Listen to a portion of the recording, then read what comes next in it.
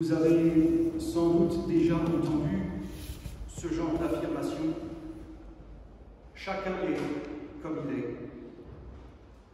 Je ne sais pas vous, mais je dois avouer pour ma part que ce genre de phrase toute faite m'énerve. Tant elle est réductrice, pour ne pas dire idiote. Bien sûr que chacun a son caractère, ses traits d'humeur, son éducation et sa façon de se comporter. Mais faut-il enfermer les gens dans ce qu'ils sont? N'y a-t-il aucun espoir de changement, de progrès, d'évolution? Nous venons d'entendre la célèbre parabole du semeur. Son interprétation est facile. Jésus lui-même en donne une explication.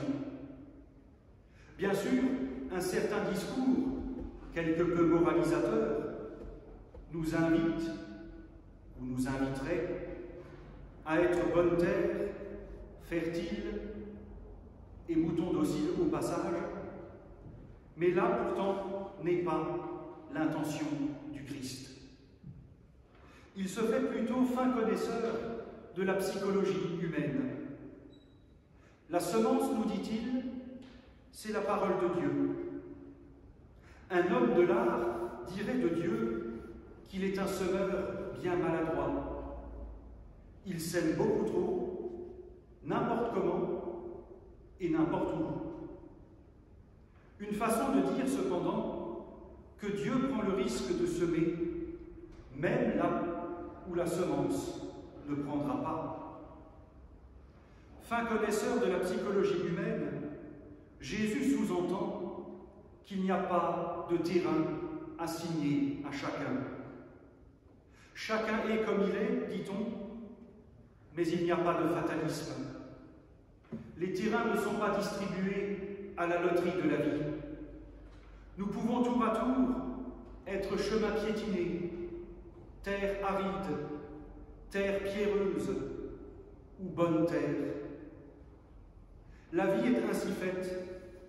Elle est marquée par le découragement, l'angoisse, la dispersion, mais aussi par le renouveau, l'espérance et la réussite. La vie est faite de haut et de bas. Nulle part dans l'Évangile, le Christ dit que la vie sera un long fleuve tranquille. Et nulle part il n'est dit que la foi épargne des épreuves. Si c'était le cas, ça se saurait. Au contraire, la foi nous oblige à constater le caractère provisoire de toute chose. Elle consiste aussi à recevoir cette parole, semée en abondance, pour qu'elle devienne justement parole.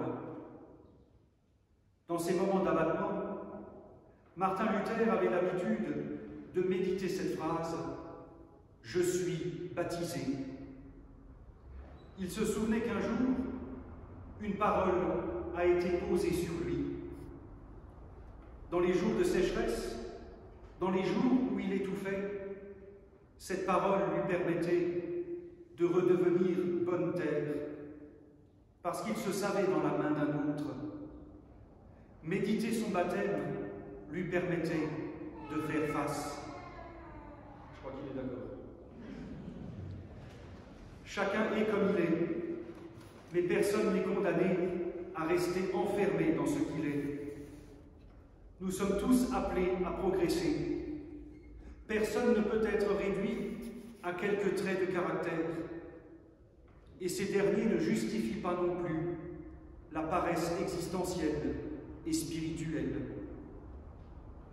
Dieu pose une parole sur nous pour nous ouvrir à l'avenir, pour que nous sortions de la dynamique de la plainte, de la peur, et on pourrait allonger la liste à l'envie. Cette parole se donne pour mission de faire de nous des femmes et des hommes debout, qui ne considèrent pas que la foi et que les relations de tous les jours sont acquises, mais toujours à entretenir. Parce que qui dit parole, dit relation. Lorsqu'une parole est prononcée, elle crée un lien. Lorsqu'une parole est posée, elle ne peut plus être reprise. On ne peut plus revenir en arrière et faire comme avant. Cette parole implique de rester ouvert et attentif, prêt à accueillir ce qui vient, à méditer à une époque où chacun voit midi à sa porte et où certains pensent que tout relève du complot et de la manipulation, à méditer à une époque où l'on parle beaucoup pour ne rien dire. Une parole est posée sur nous. Nous sommes appelés à la transmettre à notre tour. Parole de vie et de libération. Parole qui nous dit que nous avons toujours quelque chose à découvrir et qui nous appelle à vivre chaque jour comme le premier. Amen.